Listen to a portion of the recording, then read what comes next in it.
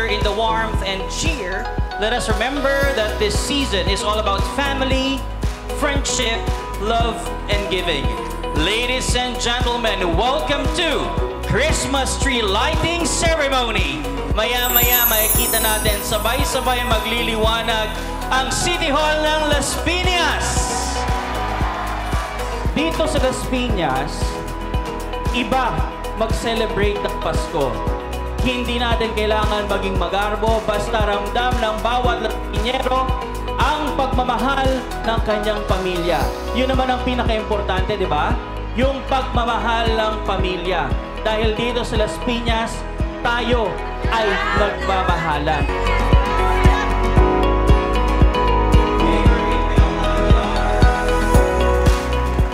This tree lighting is not just about beautiful lights and decorations.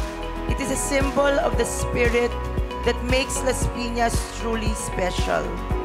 It reminds us of the importance of unity, of coming together as one community to share in the joy of the season. As the lights of this tree shine brightly, may they serve as a beacon of hope for every Las Piñero. Sa kabila ng mga hamon ng nakaraang taon, tayo po ay patuloy na nagkakaisa at nagtutulungan. At yan po ang diwa ng ating lungsod. To all Las Piñeros, may this holiday season fill your hearts with warmth, love, and peace.